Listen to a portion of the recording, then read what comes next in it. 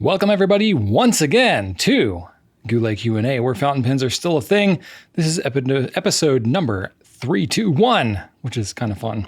321, yep, that's how many of these we've done. And we're going to be talking about cleaning up a nib that got some oil up in it, greasing up the aluminum rods on your TWSBI 580 ALRs and ALs, trying to fit a Goulet nib on a BENU DailyMate, spoiler alert, it won't go well. Replacing a cracked 580 TWSBI housing and how to get that nib out of there. And I'll be spotlighting the new Sheaffer expressions on the 100 and the VFM, some cool looking ombre pens. It'll be a good one. I'm going to make it kind of quick. My throat's feeling a little off and I don't want to overuse it by over talking. Not that I've ever done that on Q&A. But we'll see how that goes. Anyway, let's start it off with some feedback. All right, Osiris Golad says the reason it's called a left foot or left hand oblique is because if you look, this is when I was talking about oblique nibs last week. If you look at your left foot or your left hand with the palm facing down, your toes or your fingers have the same shape as the tipping when you're looking at the nib. You know, when you look at like the face of the nib, kind of like holding it, you know, like that. The toes get shorter as they go towards the left, just like the tipping gets shorter towards the left. That makes sense. Obviously, a right foot oblique looks like your right foot, so it's kind of the opposite. Left foot obliques are often great for left-handed overwriters as well, because the wrist tends to rotate outward substantially when an overwriter curls their hand over the written line to avoid smudging the ink. Yeah, actually, sometimes not so much with flex pens, but with stub nibs and obliques and things like that. For lefty overwriters, it's almost like kind of a mirror kind of image of, you know, a right-hander who might be using a stub nib or an oblique. So that makes a lot of sense. I didn't think about that. So kind of neat. So thanks for that. Thanks for those tips. Cameron Lawrence says the comment discussed in the video about hating shading inks gave me an idea. What about an ink showdown video where you, like you've done, but with the best shading inks? Or I guess I could do worse shading inks. I know that might be hard to judge since the colors of the different inks would shade differently, but even just a video pointing out some of your favorite shading inks, regardless of color, would be cool to see. My favorite currently is Diamond Autumn Oak, but would love to see others to add to my ink wish list. Thanks for taking the time to read this. You're very welcome. I think it's a great idea. In fact, that's definitely one we've been batting around for a bit. It is tough because it's like, oh man, I don't want to do any more than 10 inks, but there's so many good shaders out there. So they would have to be like some pretty iconic ones. And how would I rate that? Like, I don't know if I'd want to use a glass pen. I might have to use something else. So I'd have to think about that for a little bit. But the hardest part would definitely be choosing the inks. But, you know, I think I'm up for the task. That's definitely like on the agenda to do a shading ink showdown at some point. So anybody watching this, if you got any ideas or recommendations for inks that should definitely be included in that, let me know in the comments. All right. Elaine, N4K, says, at the top of the list, the countries with the most left-handed people are the Netherlands, 13.23%, closely followed by the United States, 13.1%. Conversely, South Korea has the fewest left-handers. They only make up 2% of the population. Wow, that's very interesting. I wonder why that is. So, fun little numbers there. Lots to talk about left-handers and nibs. And then last one I have, this is from El Panades, says, Epanades, maybe. I don't know if there's an I or a capital or a lowercase l. Either way, silicone oil is used in photography, photocopy machines, and laser printers, toner ones. Scribblers use right oblique nibs because of inclined writing surfaces. If you begin to write on horizontal, you go changing from right oblique to regular and to left obliques. Nowadays, our tables are multi-purpose ones, so they're totally flat and horizontal, so right oblique almost disappeared. Okay, let me think about that for a second. If you begin to write on horizontal, okay, because of the inclined, so right oblique inclined, I don't know how that would, I've never tried doing that, so I don't know how that would impact it, but you know what? You seem to know more about this than I do, so I'm going to take you at your word.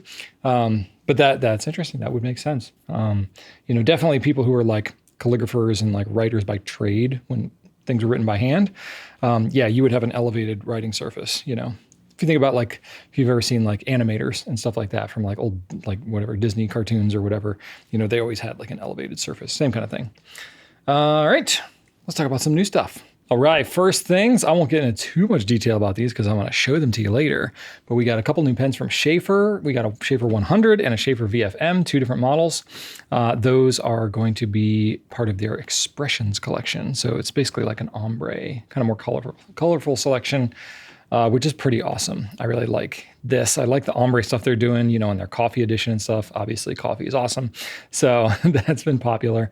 But these ones are pretty cool too. So the Sheaffer 100, you know, the pen's going to be about $54. It's a fine and medium nib, steel nib. And it's going to have a Sheaffer converter. It comes with a converter too, which is nice. And it's got, you know, kind of a larger, fatter Sheaffer nib on it, which writes pretty decent. And then the VFM is a smaller pen. It's a little bit thinner. It's only $32 basically. Fine and medium nib. This one is a standard international cartridge converter, which is really kind of interesting that they, it's always been this way on the VFM from what I remember like years ago when we used to carry it. I feel like it didn't used to take a converter though. I feel like it was cartridge only, but I could be wrong about that. But either way, this one comes with a converter, and I've tried a regular standard converter and it fits on there too. So that's kind of cool. But that one's a nice like blue to purple gradient. Looks awesome. The other one's like a white to blue. It's pretty nice. I like these. So I'll show you those in a little bit. We have a new pen from Esterbrook called the Niblet. It's a little shorty pen. It's pretty cool. It's pretty cool. So if you're into pocket pens, definitely give this one a look. Especially if you like the Esterbrook, you know, you can get some of the special nibs and stuff like that they have on there. These are number 6 Yovo nibs. So it's a little pen, but it's got a big nib. So if you're into that, I think you'll like these. Just on $160 for these. We're going to have these in all kinds of different colors. So it's basically coming out in a lot of the standard Esterbrook colors. So pretty neat, but it's a shorty pen. So you're basically going to be using a standard international short cartridge or a mini converter. All right, we got Visconti Michelangelo fountain pens. These are sub $200 pens. Steel nibs, of course. These are going to be large number 6 Schmidt nibs on there with, you know, silver looking nibs, you know, plain stainless steel. I don't know why it's silver, whatever. The color silver, not the metal. Fine, medium, and broad nib. It comes with a converter, but you can take short cartridges as well, standard international. And it's going to be a blue, black, and red. So it's like a translucent resin, which is pretty neat. And it's got like sculpted facets on it. So it's got kind of a vintagey look to it. And it's going to come with a soft felt pen pouch as well. So that's kind of cool. It's, you know, good. I think they're, you know, trying to, you know, offer more things in this slightly more affordable price range, which is never a bad thing.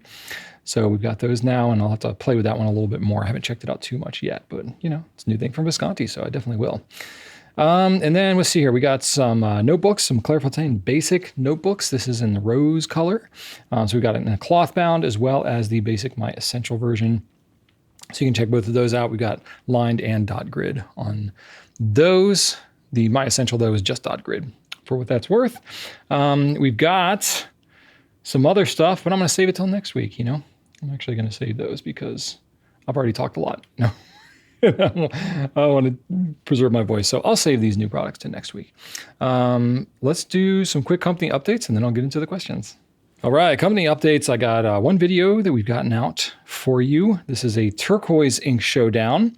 Yes, I did another ink showdown. I really enjoy doing these. And this one was tough because it's like, what exactly is turquoise?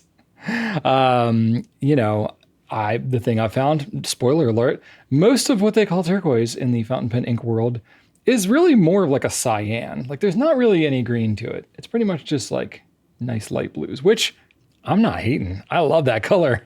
So yeah, you'll get to see what I do in there. And then I'm going to have to follow it up with a teal ink showdown as well, because the line between turquoise and teal can get pretty muddy as well. So that'll be a fun one to follow up with.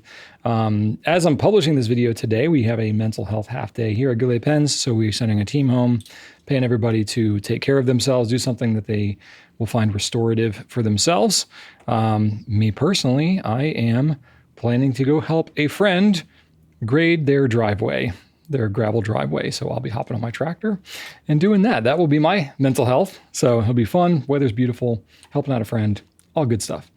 And then us next week, school's going to be starting up again here in Central Virginia. So our whole routines are going to get all upended, and we're going to have kids that we're going to be dragging out of bed in the morning. They're going to be out of summer mode. But it'll be fun. My kids are personally very excited to go back to school. They're like, kind of done with summer, though they've stayed pretty active, but they miss their friends and they can't wait to get back in the routine. So it'll be fun. So we'll be all consumed with that here. A lot of our team has, kids school age. So that's what we've got going on. Let's get into some questions, shall we? Question 1, Dr. Nimish 333 says, once I had just finished a surgical procedure and still the gloves were on and I had to write on the case paper. That made the bottom portion of the paper oily. And I guess the gloves are oily maybe. I'm not a surgeon, so I don't know. And I made a mistake of writing on that oily portion of the paper with my favorite fountain pen. Okay. The same thing can happen if you've got really oily hands like I do sometimes, or if I'm sweating or whatever. You can like smear it on the page, and then as you write further down on the page, your nib is going over top of whatever that was there. So it sounds like that's what happened with your glove. Okay, so that point onward, my pen nib is not performing well. Can you please suggest any way to fix it? Please help. Thank you. Okay. I don't think it's like broken. I don't think it's a hard fix, honestly. You got some oil in there. Oil and water don't mix. So if you get any oil up in your nib or anything like that, it's not going to help your ink flow. So really all you have to do is get rid of the oil, which you can do that with detergent pretty easily. So any type of like dish soap that you have, a mild detergent that you would feel, okay running through your fountain pen. So take some dish soap. You can either just like put the dish soap right on the nib, because it's going to be pretty much right at that tip, I think. You can do that. Maybe take a toothbrush or something and like kind of scrub it too. That'll help, because it's not like that oil is going to be probably like all up in your feed and everything. It's really just going to be on the tip, because it's really where it made contact. So I think that will pretty much knock out the issue. But we've got Pen Flush, so that's, it's a proprietary formula, but it's, it's got some additional cleaner in there. It's an ammonia-based cleaner. So that's a little more aggressive cleaning than just straight up dish soap would be. But, you can try that. Pen Flush is really good for, like really crusted up ink and stuff like that. In this application, it might be a bit overkill, but, you could always try that if you have it handy. And honestly, I think that's going to do it. I really do. I just think it's just a matter of the oil needs to get out of the way so the water can flow. The water that's in the ink can flow again. And, a degreaser, a solvent, not a solvent, but a, what's it called? A surfactant, like a dish soap, is going to do swell. So give that a shot. Let me know how it goes. All right, next up, Daisy 16 says, as always, I love all the great intel. You're welcome. I had a problem with 2 stuck TWSBIs, TWSBI pistons here, but they had ink in them. Those plungers would not move at all. Finally, I dumped out the ink, cleaned them well, ultrasonicked them, still stuck. What finally worked was Dr. Bronner's olive oil peppermint soap. I've never heard of this, but it sounds very bespoke. It sounds very artisanal. I took out the feed, took out the feed end, nib, and such, so like housing and all that, I'm assuming. Added just a bit of Dr. Bronner's and then stood the pen nib side up, left it a bit, let gravity and olive oil do its stuff. It worked and it was minty fresh. I rinsed the pen really well to get the Dr. Bronner's out before adding the ink. So it sounds like you might have had like, the piston getting stuck, like the rubber part of the piston getting stuck on there maybe. I don't know how long those pens were sitting there. So yeah, I don't know which TWSBIs you're talking about exactly, but anyway, you said, and a question, where do you get the titanium grease that TWSBIs use on the rod? Okay, so it's going to depend on which rod you're talking about. If you're talking about a standard TWSBI, you can just use a silicone grease that is in there. So this is going to be your 580, your TWSBI Mini, your VAC 700, stuff like that. You can just use the regular grease that's in there. It's only going to be on the AL version, the aluminum versions, which they have in the Mini. They have that in the 580 AL and the 580 ALR. That's going to have your piston mechanism that has the metal components.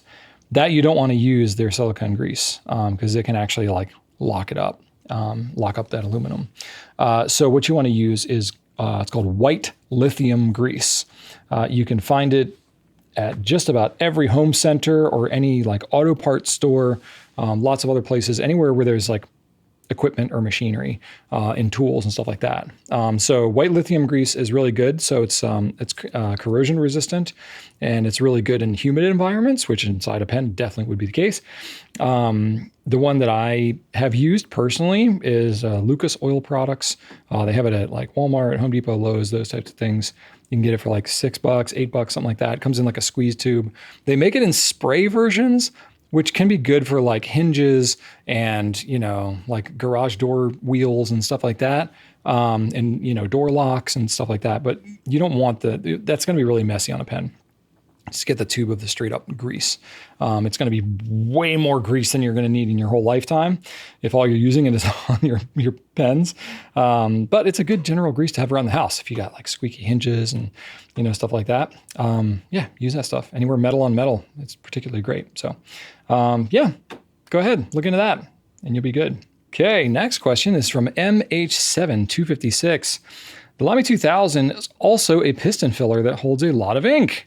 I don't know exactly how much, but it's a lot. Also, will the Goulet nibs fit a BENU DailyMate? Hard pivot on that question there. The Lamy 2000 will hold 1.35 milliliters of ink, just so you have that information. I actually didn't even have that memorized. I looked it up on our site. We've done measurements of the full ink capacity of every pen that we have. And you can see that under the tech specs, like the technical specifications that we have listed just right above the product descriptions, like a little tab that you can just click on, and it's got all these dimensions and measurements and stuff of every pen. So we spend a lot of time doing that. So it's always great when you can benefit from that. But anyway, your question really was about Goulet nibs fitting a BENU DailyMate. So I have a BENU DailyMate and I have a Goulet nib.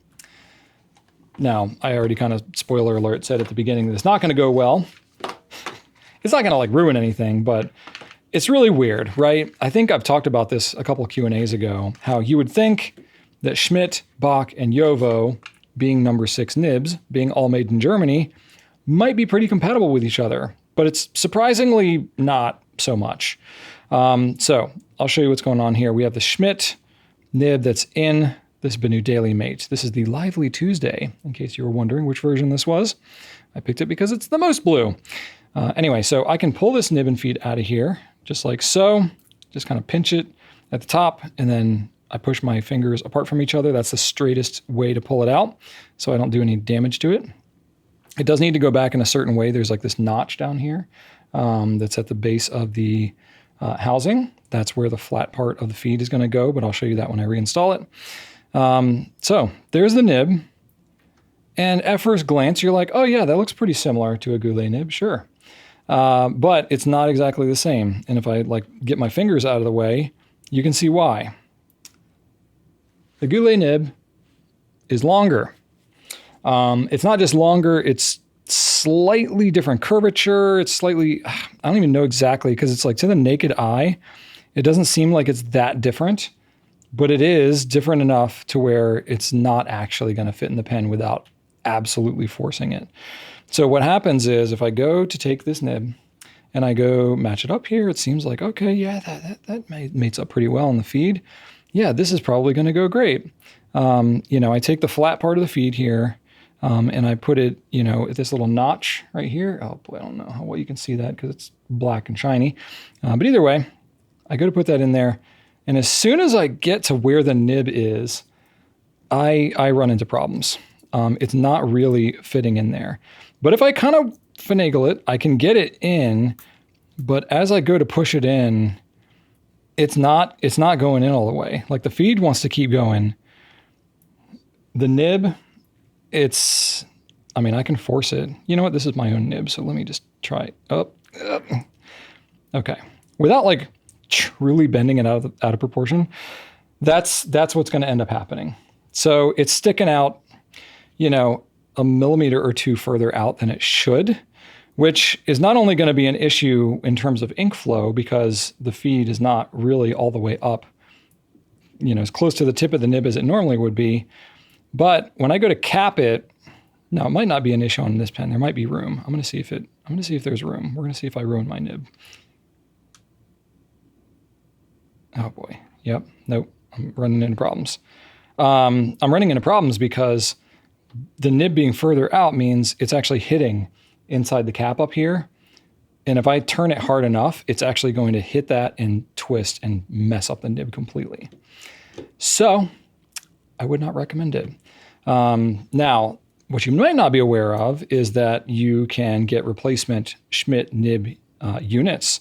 They're, again, not like labeled BENU or anything like that, but we have them on the replacement nibs section of our site. It's the whole nib unit housing thing. So if I, unscrew this out of here, what you're going to get when you get that is going to be this whole contraption right here. And, it's unique to any Schmidt things, it's different housing, different threading, different everything from, Jovo or Bach. Schmidt's got their own thing going on. So, you can just unscrew it right out of there. It's actually quite easy to replace. So that's what I would recommend if you do need to get a replacement nib or want a different nib size or whatever. There may be a nib size that we have in a Goulet nib that you want on your BENU that you can't do, but it's not going to be ideal to get it on there. So that's pretty much what's going on. So I apologize that it doesn't fit better, but what are you going to do?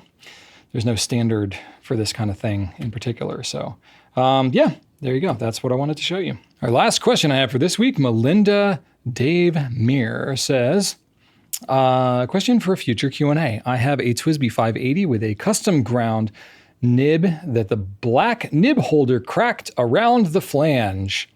I've since picked up, this is the housing, is what you're talking about. I've since picked up a replacement nib unit, but would like to be able to use the custom nib, but I don't want to force the replacement nib out of its holder. What a dilemma. Can the TWSBI nibs be removed from the holders, from the housing, without breaking the housing? The custom nib easily slides out of the broken holder, of course, because it's broken, but the replacement does not budge. Now, this is a thing, right? So replacement nib units for TWSBIs and just new pens in general, they're in there pretty tight. So you can get them out, but you got to be kind of determined. And you got to be careful too, because the fins on the feed, you can bend them while you're trying to do this too. So it's not for the faint of heart, but it is doable. So I don't have a replacement nib unit handy, so I'm just going to use my pen. If it helps visually, I can even take it off the pen, right? So when you get a replacement nib unit, I think you're going to get the whole housing. Now this is the iris, so it's not going to look this color because they don't sell replacement iris housings, whatever. But basically you're going to get this. But really what you need is the black part right here. This is your housing. This is, from what I can understand, this is the parts that cracked for you. You said near the flange, so I'm assuming like up near the nib. That can happen sometimes, particularly if like, I don't know. That doesn't happen to me a lot, to be honest with you. I guess anything can happen, but typically it can happen when you're swapping nibs. And if or if you remove the nib and you put it back and it's not like in the great orientation, especially if it's like a keyed nib, a keyed housing, like the Jovo nib housings are, it's got like a little cutout for the feed and the nib. And if you don't put it back in the right orientation, it can put a lot of pressure on it and you could potentially crack it. But I don't know if that's your situation here. I believe I don't know if this one is keyed. I think it's just in there friction fit. So I don't know what caused that crack. But anyway, that's your housing that you're looking for. So yeah, you can take all this extra stuff off. It'd be good to grab just the housing itself like this. And then what I like to do, the best way to take these things out is I grab it, with my non-dominant hand. I grab the I'm right-handed, so I'll grab the housing with my left hand, and then I'll kind of hold it like this, almost like a fishing pole or like a golf swing, right? I don't do either of those activities, but this is what I'm visualizing. So you do that, and you put your index finger here on the face of the nib, and you put your thumb over here on the back of the feed. And then when you are going to pull it apart, you're going to kind of pinch these two fingers together while you're kind of pushing it off your other hand like that. So what you don't want to do is grab it like this and yank, because you're going to be using your arm strength there. It's big muscles. It's going to be uncontrolled, and you can easily damage something. I've had it be where like the little feed post that's on the back of these feeds, I've had it be where I've done it, and your tendency is going to be to do this. You can snap the feed post off of there so easily. It'll still function, but it's ideal to keep that feed post there where you can. But I find, if you do your little golf swing or your golf grip, that gives you a little more control. And then there you go. I just pulled it out. So it kind of broke free. I don't know if I've removed this nib before. It's possible. That did seem to come out a little bit easy. But there you go. That is basically how it's done. Then you can swap the housing, and all that. And as I'm looking at it, I do think there's kind of like a way that it prefers to be in there. It's kind of the same thing I just showed with the BENU, actually. Oh boy, I'm going to see if I can show you what's in there. But see, there's a little notch down here. So that notch, I believe, is where you want the bottom of your feed to go. So like this is the bottom of the feed where it's got this giant channel. This camera's like, what are you doing to me? The nice thing is the nib kind of like seats right onto the feed there. So once you get that lined up, you're going to be in pretty good shape. I think it's round. I don't think it truly matters, but I tend to match it up to that little thing. It's not a keyed thing. So, but yeah, you just kind of keep them together, kind of press them down in place. It'll be a pretty hard stop, and the nib pretty well seats onto the feed as well. So it's pretty, relatively, it's pretty easy to get it in the right spot once you get it in there. And then you just kind of make sure that your nib and your feed are aligned like that. If you put it in and it's kind of messed up a little to the side, you can just kind of shift it. You want the feed and the nib to be, running right down the middle towards each other there. And that's basically it. So, if you have a hard time doing it just with your fingers, you can use, we've got Goulet grips. That's kind of what these things are made for, is pulling nibs. But really any piece of rubber, maybe a rubber band. That rubber tends to be kind of soft. But any type of like hard rubber like this, you can use that and put it around your nib and kind of do this. And that can help you give a better grip if you're having a hard time with it. Personally, I haven't had an issue with the TWSBI nibs because, between the size of the nib here and then the feed, gives you a little bit of grip. And with the control that you have in pulling it out like this, it makes it a little easier to, control it as you're pulling it out. So, anyway, there you go. That's how it's done. Hopefully that works. If you need any further assistance, that's where you can reach out to our customer care team. We do this kind of stuff all the time. We can send you little videos back and forth, that kind of thing. So let me know if that works for you. Hopefully you can get your new nib all set up, get your housing in order, get your house in order, and then you'll be in good shape. All right, so that's it for the questions this week, but I wanted to show you the Sheaffer expressions. So that's going to be the spotlight of this week. It's 2 pens, but it's in the same kind of collection. Originally, I was thinking like, oh yeah, they're going to be similar colors. They're actually not that similar, but they're similar styles, I guess, themes, whatever. Now, the packaging is cool, right? I'm really into this. I hope they keep this packaging for a while. I don't know why they wouldn't, but I like it. It's a very good impression. So this one right here is the Sheaffer 100. The boxes are going to be similar, but isn't that cool? Like the ombre color. It looks really nice. So this is a sleeve as well.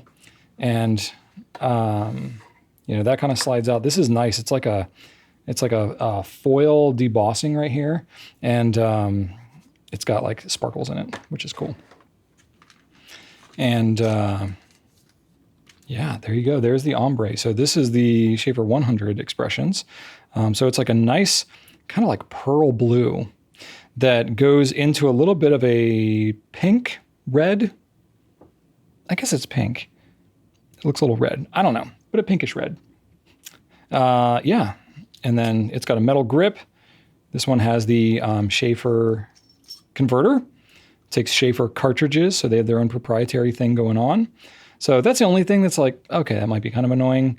But Sheaffer's literally done that for like, I don't know, 100 years or whatever. So I don't think they're going to change it anytime soon. But there it is. At least they give you the converter, which is kind of cool. Yeah, the only thing, it's if you don't like metal grips, maybe you won't be as crazy about that. But I don't find it to be really problematic. It's not like real tapered or anything like that. It's got a nice little like little flange here. As it goes onto the body of the pen, it's also got it towards the nib. So even if your fingers do slide a little bit, you've got some nice positive stops on there. So I've never really had an issue writing with the 100s in that way, even though my fingers are super oily and I often am just like slipping and sliding with these slick metal grip pens. This one I think is kind of okay. I could see myself using this. I probably wouldn't write like a novella with this thing, but if I'm just using it in meetings, it's nice because it's very quick to kind of cap and uncap. It posts nicely, it presents well. The nice thing about this is it's a pen that has a little bit of character to it. It's not just like straight up like corporate, like most of Sheaffer's stuff traditionally kind of feels. But these new colors, they're making it a little more fun. So to me, this is like something I could take in a meeting. I mean, I say I could take to a meeting. I can take anything to a meeting because we're a pen company. The crazier it is, the better almost. But, in a normal business type situation, I could see this being an acceptable pen to be carrying. It's not too wild and ostentatious. So anyway, this one is, $54, I think it was. So that's kind of nice, for pens in the $54 range, it's not bad. And then this one is going to be similarly packaged. This is the VFM. So a slightly smaller version. And if I got to be honest with you, I like the color on this one so much better.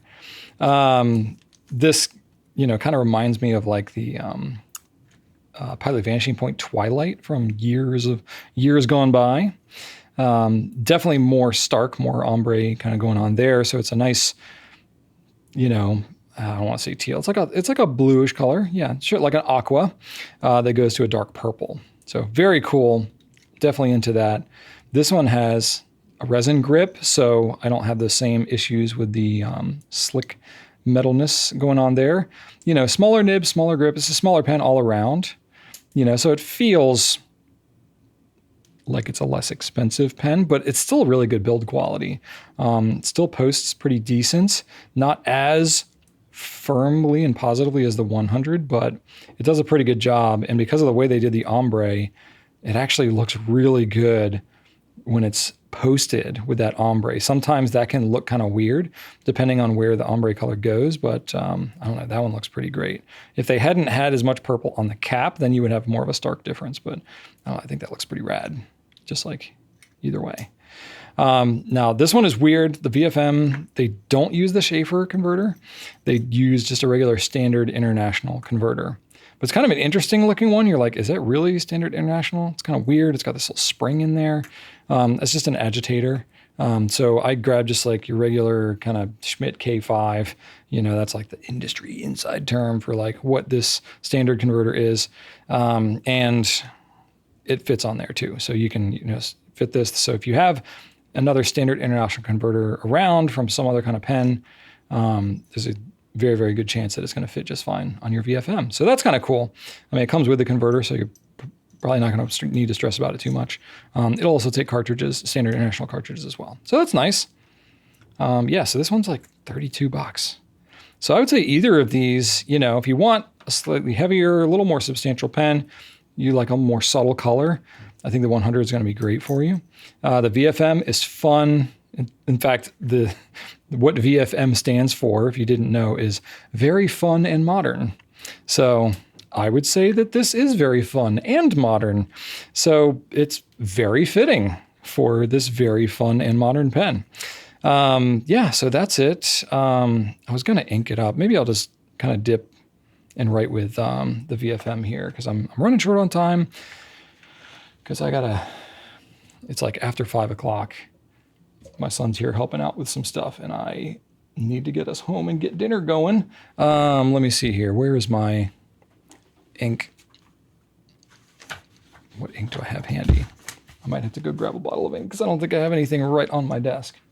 But I have some stuff very accessible. You know what I do have? Because I just shot my turquoise ink showdown, I have my Sheaffer turquoise ink. So we're going to use that. What could be more fitting? Okay. So again, I'm just going to pop the converter out because I don't actually need that. I'm just going to dip it. Yeah, technically it'd be better if I fully inked it up and all that. But again, time is not on my side. Here we go. Sheaffer. Ooh, yes. VFM. Very fun and modern. Yeah, this feels good. So this is a medium nib on this one. Very smooth, very smooth.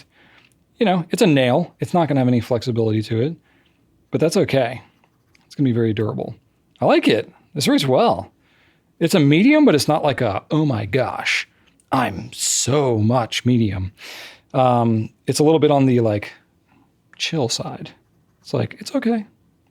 It's all good. We don't need to go so hard. Anyway, that works really nicely. I like that. I like that a lot. Now it is a different nib on this one. But you know what the heck. While I'm here, I'll go ahead and do it. Now, why do I take the converters off when I dip it like this?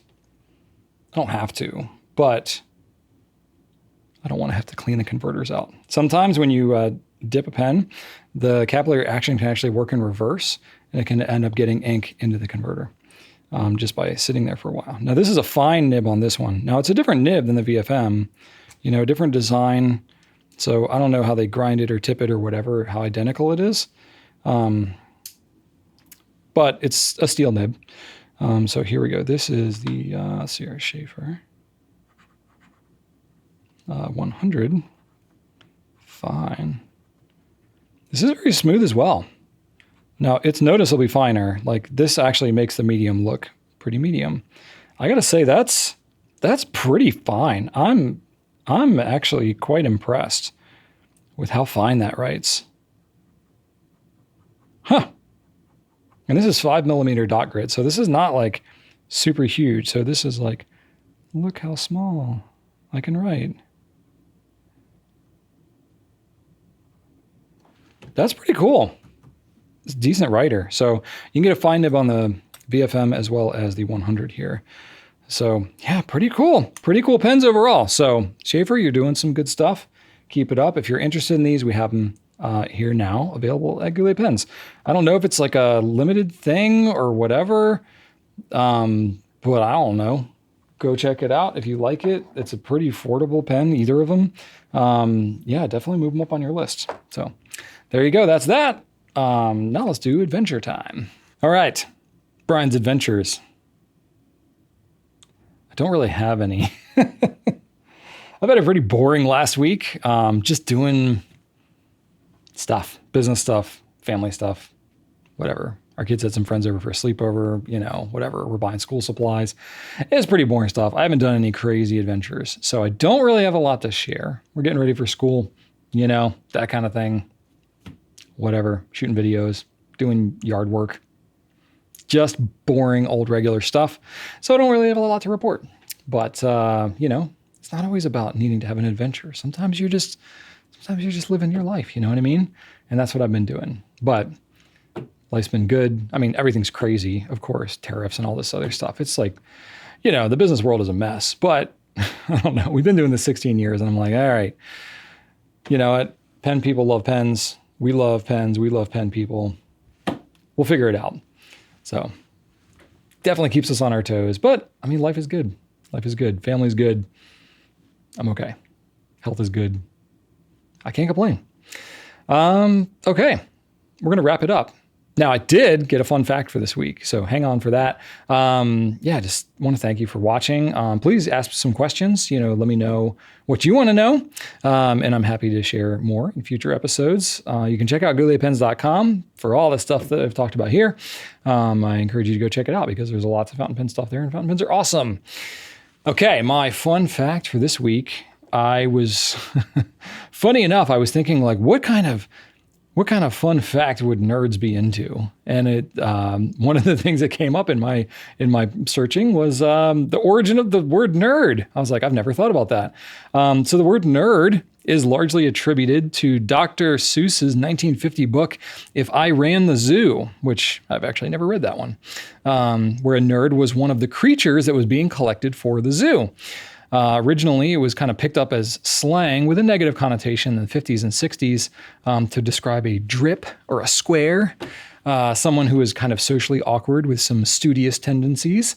The show Happy Days kind of solidified that in pop culture in the 70s by referencing it a lot with the Fonz and all that.